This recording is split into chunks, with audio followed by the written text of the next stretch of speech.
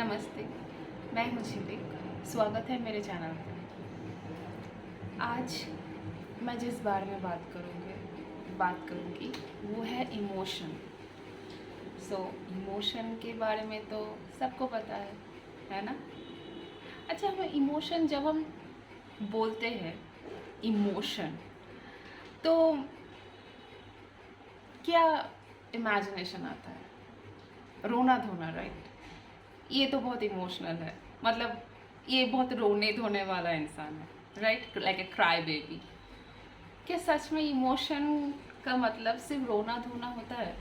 नहीं, बहुत तरह के इमोशन है। मैं अभी एग्जैक्ट नहीं बता सकती, मैं अभी भी इसमें थोड़ा सा पढ़ाई कर रही हूँ। बट इमोशन सिर्फ और सिर्फ रोने को नहीं कहते। गुस्सा होना भी एक इमोशन है। एंग्जाइटी भी एक काइंड ऑफ इमोशन है। जो भी फियर इज़ ए इमोशन, क्योंकि इनका रियल लाइफ में कोई एग्जिस्टेंस नहीं होता। ये सिर्फ हमारे माइंड में एग्जिस्ट करते हैं। तो इमोशन किसे कहते हैं?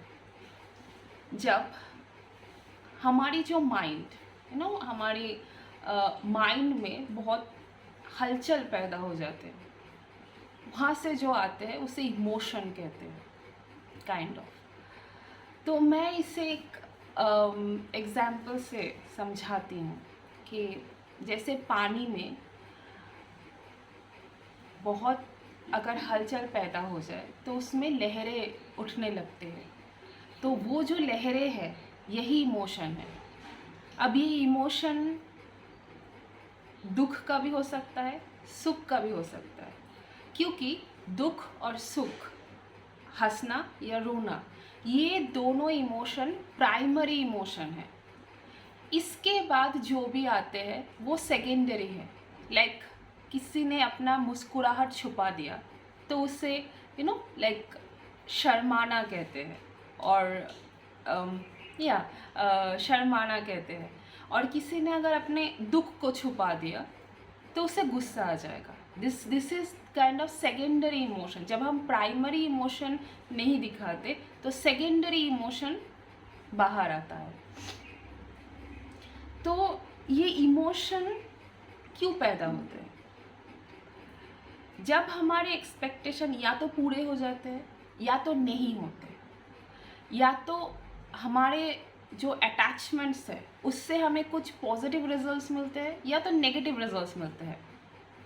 तो ये जो दो, मैं अगर कहूँ, ये दोनों जो प्रोडक्ट है, एक अटैचमेंट और एक है एक्सपेक्टेशन, ये कब आते हैं? जब हम अपने अंदर से क्योंकि एक्सपेक्टेशन और अटैचमेंट ये दोनों ही बाहर से रिलेटेड है, यहाँ से नहीं, यहाँ पे है। तो यहाँ पे हम कब देखते हैं? जब हमें लगता है यहाँ पे कुछ नहीं है, something is missing here, that's why मुझे अब बाहर देखना पड़ेगा। ये बात मुझे कैसे पता चली अचानक आज? क्योंकि मैं एक चीज़ को समझने की कोशिश कर रही थी कि मैं पहले बहुत ज़्यादा इमोशनली ड्रिवन टाइप की पर्सन थी। मेरे इमोशन बहुत स्ट्रॉन्ग थे। या तो मैं जब खुश होती हूँ तो मैं इतना खुश होती हूँ कि जैसे लगता है पूरी दुनिया ही झूम रही है मेरे साथ। मैं खुश हूँ तो मेरे साथ सब खुश होंगे। अगर मैं खुश हूँ तो मेरे साथ मैं सबको खुश करूँगी, काइंड ऑफ। और जब दुखी होती थी तो ऐसा लगता कि पूरी दुनिया ही मेरे साथ जैसे डूब गई है पानी में। मैं तो डूब चुकी ही हूँ, पूरी दुनिया ही मेरे साथ डूब गई। और मेरे आसपास, और मैं जब अपने आसपास के लोगों को देखती थी वो खुश है और मुझे गुस्सा आ जाता था। तो मैं बहुत इमोशनली ड्रिवन पर्सन थी। क्यों थी? तो इस मतलब मैं ये कह रही हूँ कि थी, लाइट चली गई, व्हाटएवर। मैं इसी बात को समझने की कोशिश कर रही थी बहुत दिनों से कि मैं मैं जितनी भी मेडिटेशन कर लूँ, जितना भी काम कर लूँ, ये इमोशनल जो टर्मोल है ना, ये कम ही नहीं होता। आई मीन क्यों नहीं होता? लाइक हाँ, परसेंटेज में शायद घटता है। पहले 100% थे, उसके बाद 90%, फिर 80%, फिर 70%, बट एक पॉइंट के बाद ना इट्स काइंड ऑफ लाइक, जैसे अच्छा ये कब होता है कि जब हमें पता है कि मेरे सामने जो इंसान है वो मुझे नहीं समझेंगे, तो ठीक है, इट्स इमोशनली मैं खुद को समझा लिया कि ये भी मुझे नहीं समझेंगे, मैं भी इसे नहीं समझूंगी। बट सपोज ऐसा कुछ अचानक से हो गया, लाइक सडन, तब इमोशंस इस तरह से हावी हो जाते थे, जैसे मैंने इतने दिन इतना कुछ किया, कोई काम नहीं आया। ऐसा क्यों होता है? ऐसा क्यों नहीं होता कि I can always steady in a same place, that it's okay, just it's okay? कैसे? तो आज मुझे ये समझ में आया कि this is related with food. मैं इतने दिन समझती थी कि इमोशन एक बाई प्रोडक्ट है, एक नेगेटिव बाई प्रोडक्ट है हार्ट चक्रा की। हमारे ये जो सेंटर में जो हार्ट चक्रा होते हैं, हमारे जो 7 चक्रास है, उनमें हार्ट चक्र इज अ सेंटर चक्रा। तो मुझे ऐसा लगता था कि इमोशन बाई प्रोडक्ट है हार्ट चक्रा की, नेगेटिव प्रोडक्ट है। आज मुझे ये पता चला नहीं, because emotion is water and water represent sacral chakra, जो हमारे पेट में नाभि के नीचे होता है। एंड गेस व्हाट, हम जब खाना खाते हैं वो कहाँ पे जाते हैं? ऑब्वियसली पेट पे ही तो जाते हैं। तो और वो चक्रा रिप्रेजेंट करता है वाटर को। तो हम जब ऑयली फूड्स खाते हैं, ऐसे फूड्स खाते हैं जो हमें पता है कि जो हमारे लिए ठीक नहीं है, like oily foods, junk foods, ऐसे फूड्स जिसमें फैट बहुत ज़्यादा होता है। अब बताओ, क्या फैट ऑयल वाटर के साथ मिलते हैं? नहीं ना। तो ये चक्रा ही वाटर की है, ये प्लेसमेंट ही वाटर की है। और अगर हम ज़्यादा ऑयली, ज़्यादा ऐसे चीज़ खाएंगे जो कि नेचर में बहुत ज़्यादा ड्राई, आई मीन जैसे फ्राइड, बहुत क्रिस्पी फ्राइड चीज़ें, एंड बहुत सी ऑयली एंड फैटी चीज़ें खाएंगे, तो कैसे मिलेगा? एंड सैक्रल चक्रा एक बहुत ही इम्पॉर्टेंट चक्र है हमारी एनर्जी सेंटर के लिए, क्योंकि यही से क्रिएशन, क्रिएटिविटी, इमेजिनेशन, हमारे अंदर की जो एक ये जो एक्सपेक्टेशन क्यों करते हैं, क्योंकि हमें नहीं पता कि मेरे साथ क्या हो रहा है, मैं कौन हूँ। तो उसकी एक आइडेंटिफिकेशन हमें सामने वाले से चाहिए होता है कि सपोज आज मैं अगर मिरर में खुद को देख के अगर मुझे लगा कि मैं खूबसूरत लग रही हूँ, मैंने खुद को देखा तो मुझे ऐसा लगा कि हाँ, मैं बहुत अच्छी लग रही हूँ आज। लेकिन यहीं पे मैं अगर पहले की मैं खुद की बात करूँ, मैं अगर खुद को देख के मुझे अगर ऐसा लगा कि मैं अच्छी लग रही हूँ, वो दिस इज़ नॉट एनफ। किसी और को मुझे बोलना पड़ेगा कि मैं अच्छी लग रही हूँ, राइट? क्योंकि दिस इज द थिंग, ये जो एक्सपेक्टेशन कि मैं कैसी लग रही हूँ, मैं कैसी हूँ, मैं अच्छी हूँ या बुरी हूँ, मुझे किसी और के मुंह से सुनना है। क्यों? क्योंकि वो जो एक वो लैकनेस हमारे अंदर पैदा हो जाते हैं। क्यों? क्योंकि ये जो एनर्जी है, हम उसे खर्च कर रहे हैं बहुत ज़्यादा अपने खाने को डाइजेशन में। क्योंकि जब हम खाना खाते हैं तब इस एनर्जी पॉइंट की प्राइमरी काम हो जाता है उस खाने को डाइजेशन करना, और हमें संभालना सेकंड काम हो जाता है। तो तब जब हम ऐसे खाना खाते हैं जिसे डाइजेस्ट करना बहुत मुश्किल होता है, तभी कभी नोटिस किया, कभी अगर नोटिस अगर करोगे तो तुम्हें पता चलेगा कि जब हम पहले तो हम ऐसा खाना क्यों खाते हैं, जब हम कहीं ना कहीं पे एक इमोशनल डिसबैलेंस लगता है। सब्सटेंस भी, स्मोक करना, ड्रिंक करना हम कब करते हैं? जब कोई ना कोई इमोशनल डिसबैलेंस होता है, या तो बहुत खुशी या तो बहुत दुख, ये दोनों ही इमोशनल डिसबैलेंस है। बहुत खुश होना भी इमोशनल डिसबैलेंस ही है, और बहुत दुख होना भी इमोशनल डिसबैलेंस है। इन दोनों ही चीज़ों में हम या तो सब्सटेंस का यूज़ करते हैं या तो बहुत खाना खाते हैं, राइट? क्योंकि डिसबैलेंस ही है, और हम इसे और भी धकेल ही रहे हैं डिसबैलेंस होने के लिए, राइट? सो इसे, और मैंने अचानक से, मुझे नहीं पता कैसे हुआ, बट जस्ट अचानक से मुझे ये चीज़ पता चली कि मेरी ज़िंदगी की सबसे बड़ी एनिमी अगर कोई है, वो दूसरे लोग नहीं है, वो मेरे ही अंदर की इमोशन है। मैं जितना भी सही रहूं, मैं जब शांत होती हूँ तब मुझे पता चल जाता है कि मुझे अब क्या करना है। लेकिन जिस वक्त मैं उस स्टेज से हट जाती हूँ, मेरे लिए सब कुछ ख़त्म हो जाता है। Like literally, like this and this. ये एक बहुत ही ट्रिकी सिचुएशन काइंड ऑफ, और मैं इस स्टेज से बहुत बार गुजर चुकी हूँ, बहुत बार। मतलब मैंने खुद को फेल होते हुए इतनी बार देखा है कि मैं कह नहीं सकती। और आज जाके मुझे ये समझ में आया क्यों।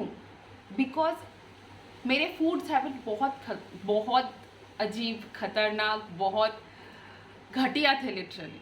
मैं सच में कह रही हूँ, क्योंकि मुझे हमेशा ऐसे खाने पसंद थे जो टेस्टी लगते हो, जिसको टेस्ट के साथ एक मैच, मतलब जो मुझे टेस्टी लग रहा हो। एंड यही सबसे बड़ी मेरी दुश्मन है, क्योंकि अच्छे फूड तो टेस्टी नहीं लगते ना। अब हाँ, पता है यूट्यूब में है, बहुत जगह पे है कि हाँ टेस्टी फूड्स भी अच्छे लग सकते हैं, बट जब हमें कोई फूड अच्छा लगता है तब हम क्या करते हैं? अगेन उसे ज़्यादा खाते हैं। वो भी नहीं होगा, क्योंकि हम अगर सपोज एक सिंपल फूड है बट हमने उसे ज़्यादा खा लिया, लाइक सपोज रोटी और एनी काइंड ऑफ सब्जी है, तो मुझे जो रोटी 2 रोटी से हो जाता था, मैं नॉर्मली 2 रोटी खाती थी, और अगर सब्जी आज अच्छा बना है तो मैंने 4 रोटी खा ली। अगेन सेम चीज़ मैंने कर दी। जहाँ पे एनर्जी बहुत ज़्यादा खर्च हो रहा है, उस एनर्जी का काम है मुझे संभालना मेरे अंदर की क्रिएशन का जो इंटेलिजेंसी है उसको निकालना, ना कि खाने को हजम करना सिर्फ और सिर्फ। तो क्या इसका मतलब मैं नहीं खाऊं? हाँ, खाओगे, खाना चाहिए, बट उतना ही जितना इस शरीर को चलाने के लिए ज़रूरत है। इसीलिए पहले ज़माने में हमारे जो मुनि ऋषि थे, हमारे जो जितने भी संत महात्मा थे, वो हमेशा कम खाते हैं। हमेशा वो लोग ये कहते कि तुम्हें अगर लगता है कि तुम्हारा पेट 3 रोटी खा के भरेगा तो 1.5 रोटी खाओ, हाफ छोड़ दो, जगह रख दो पेट के अंदर कि एनर्जी को उतना ज़्यादा खर्च ना होना पड़े, उसको सिर्फ डाइजेस्ट करने में। और अगर तुम सर्च करोगे, जो भी वीडियो देख रहे हैं, तो तुम्हें पता चलेगा कि हमारे गट हेल्थ हमारे इमोशन को कैसे डिसबैलेंस करते हैं। हमारे अंदर अगर हमारे पेट में ब्लोटिंग, इंडाइजेशन, कॉन्स्टिपेशन, ऐसे चीज़ें अगर होंगी तो मेंटल हेल्थ कभी ठीक नहीं हो सकता, कितना भी कुछ कर लो। ट्रस्ट मी, मैं 5 साल से कर रही हूँ। पहले 7 डेज में 5 दिन गुस्सा रहती थी, 2 दिन ठीक रहता था। धीरे धीरे ये चीज़ महीनों तक ठीक रहती हूँ, 1 दिन आ जाता है सब कुछ ख़त्म हो जाता है, जैसे फिर से डिसबैलेंस हो गई हूँ, फिर से सब कुछ like mentally everything is messed up, फिर से लेके जाना। और ये सब करते हुए मुझे आज इस बात को समझ में आया कि अगर मुझे एक जगह पे स्टेडी होना है, कुछ भी हो, अचानक से हो, नॉर्मली हो, कुछ भी हो, अगर मुझे अपनी जगह पे इस स्टेडीनेस में रहना है तो खाना, ऐसा खाना खाना पड़ेगा और उतना ही खाना पड़ेगा जितना मेरे लिए, मेरे शरीर के लिए काफ़ी होगा। मतलब नॉट माइंड सेटिस्फैक्शन के लिए, नॉट, कहते हैं ना वो आँखों की भूख, कि कोई चीज़ देख के पसंद आ गया, इतना खाना था इतना खा लिया। ऐसा नहीं होगा, ऐसा नहीं चलेगा, होगा नहीं, ऐसा नहीं चलेगा। अगर जो भी ये वीडियोस देख रहे हैं, अगर तुम्हें मेंटल हेल्थ की इशू है, अगर तुम्हें लगता है कि तुम बहुत जल्दी या तो डर जाते हो या फिर एंग्जाइटी पे आ जाते हो या फिर डिप्रेशन हो जाता है या फिर इमोशनली बहुत उतार चढ़ाव होते हैं, अगर कुछ अच्छा हो गया तो बहुत अच्छा, अगर कुछ बुरा हो गया तो बहुत बुरा, लाइक 10-15 मिनट में इमोशंस चेंज होते हैं, you have to work on your food habit. Meditation तो ज़रूरी है ही, बट मेडिटेशन उस वक्त के लिए है जब हम उस जगह पे पहुंच चुके हैं या फिर डिसबैलेंस हो गए हैं। मतलब मेडिटेशन उस इंटेलिजेंस को इन्हेंस करने में काम आता है, लेकिन वो इंटेलिजेंसी तभी खुलेगी ना जब वो पोर्शन, वो जो जगह है वो ठीक जगह पे होगा। लाइक सपोज अगर मेरा घर ही टेढ़ा है तो उसे तो पहले सीधा करना पड़ेगा ना, उस घर को सजाने के लिए, उस घर को सुंदर दिखाने के लिए, तो उसे पहले सीधा तो करना पड़ेगा। It's kind of like this. तो फूड हैबिट्स एंड सब्सटेंस, तुम अगर सब्सटेंस लेते हो किसी भी तरह की और किसी भी तरह की एडिक्शन में हो, इमोशनल बैलेंस नहीं हो सकता। इमोशनली अगर बैलेंस होना है तो इससे पहले इस रास्ते वो इमोशनली इम्बैलेंस होके ही जाना पड़ेगा, जो सब्सटेंस एंड एडिक्शन को छोड़ने के टाइम होता है, वो करके ही जाना पड़ेगा। अदरवाइज अगर परमानेंटली इस जगह पे जाना है तो कि मुझे और कभी उस इमोशनल डिज़ास्टर में नहीं जाना, कुछ भी हो जाए। तो this is my understanding about emotions। and एक बात मुझे समझ में आई कि तुम कितनी भी वीडियोस देख लो इमोशन को बैलेंस, मैंने भी देखा, ट्रस्ट में, मैंने न जाने 100-200 वीडियोस देख चुकी हूँ मैं इतने सालों में कि इमोशनली कैसे परमानेंटली स्टेडी रहा जाए। कुछ नहीं होता जब तक मैंने अपने फूड हैबिट को नहीं चेंज किया। एंड ट्रस्ट मी, इसमें फास्टिंग बहुत हेल्प करता है, बहुत, तुम सोच नहीं सकते कितना हेल्प करता है।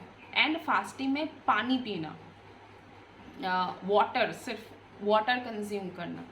एंड मैं ये कहूँगी, लोग कहते हैं हेल्थ की तरफ देख के कि हफ्ते में एक बार फास्टिंग करो, महीनों में एक बार, मेरे लिए काम नहीं किया। मैं लिटरली हर दिन एटलीस्ट कुछ वक्त, लाइक लिटरली मैं 16 आवर्स 18 आवर्स फास्टिंग करती हूँ। बट हाँ, ये मैं ज़रूर कहूँगी थोड़ी बहुत कि खुद को उस जगह पे ले जाओ। अगर तुम्हें लगता है कि मैं 16 आवर्स 18 आवर्स फास्टिंग नहीं कर सकती, क्यों नहीं कर सकती, ये पहले जानो क्यों नहीं कर सकती। क्योंकि हमारी बॉडी के पास उसका अपना साधन है खुद को चलाने के लिए। ऐसा नहीं है कि उसके पास कुछ नहीं है। तुम आइलैंड में नहीं रहते कि जहाँ पे लाइक तुम फंस चुके हो और तुमने लाइक जैसे फिल्मों में दिखाया जाता है कि कोई इंसान बहुत से सालों के लिए आइलैंड में फंस चुका है और वो ऐसे दुबला हो चुका है। नहीं ना, तुम्हारे पास सब कुछ है। तो अब हाँ, बहुत से लोगों के लिए मेडिकल कंडीशन हो सकता है, बट मैं फिर भी कहूँगी तो फिर लिक्विड चीज़ें कंज्यूम करो, सॉलिड चीज़ों को थोड़ा सा अवॉइड करके। लाइक अगर कोई इंसान एक दिन में 3 बार फूड कंज्यूम करता है, सॉलिड फूड, तो उसे 2 टाइम लिक्विड कर दो और 1 टाइम सॉलिड कर दो, इस तरह से घटाओ कि और और ऐसे फूड कंज्यूम करो जैसे वो छोटे पोर्शन में हो, नॉट ह्यूज पोर्शन में। एंड ऑब्वियसली वाटर ज़रूरी है, बट इतना भी नहीं कि लाइक बहुत यहाँ पे एक बैलेंस बहुत ज़रूरी है कि उतना ही पियो जितना जितना लगता है कि हाँ ठीक है, नॉट बहुत सारा पी लिया नहीं। एंड सेकेंड थिंग, सूर्यास्त के बाद कुछ भी कंज्यूम मत करो, अगर सिर्फ water, not even liquid food, सिर्फ और सिर्फ वाटर आफ्टर सनसेट। सो ये कुछ चीज़ें मैंने फॉलो किया जिससे मुझे ऐसा लगा कि सुधार आते हैं, बहुत सुधार आते हैं। एटलीस्ट वो जो हिट ऑफ द मोमेंट होता है ना, कहते हैं ना, वो जो हिट ऑफ द मोमेंट में हो गया, हिट ऑफ द मोमेंट में मुझे नहीं पता था मैं क्या कर रही हूँ, मैंने बस कर दिया, उसमें सुधार आते हैं। उसमें ना वो एक इंटेलिजेंसी काम करते हैं कि मत करो, थोड़ा सा रुक जाओ, शांत हो जाओ, फिर देखेंगे। ये इंटेलिजेंसी काम करता है। ये वो जो एक सेकंड का बस डिफरेंस होता है ना। पहले मैं जब इमोशनली बहुत ड्रिवन थी तब मुझे ये चीज़ ख्याल भी नहीं आते थे मैं क्या कर रही हूँ और इस वक्त ये करना ज़रूरी है या फिर नहीं। जब मैंने इसे मेंटेन करना शुरू किया तब मुझे एहसास हुआ कि ये एक क्या कहो, एक पिफनी काइंड ऑफ, एक अंदर से एक आवाज़ आता है कि रुक जाओ, थोड़ा सा रुक जाओ, जो कुछ भी कर रहे हो सब बंद कर दो और बस एक जगह पे बैठ जाओ। ये एक काम करता है, ये ही बहुत बड़े सपोर्ट की तरह काम करते हैं, क्योंकि जब हम उस हालत में होते हैं कि हमें किसी की बातें समझ में नहीं आ रही है। सो या this is my understanding and let me, अगर तुमने ऐसा फॉलो किया तो लेट मी नो कि तुम्हें ये कितना असर हुआ और क्या पॉजिटिव रिजल्ट्स मिले, और कोई नेगेटिव रिजल्ट भी मिला तो भी मुझे बताना, इससे मुझे सीखने में मदद मिलेगी। नमस्ते, हर हर महादेव।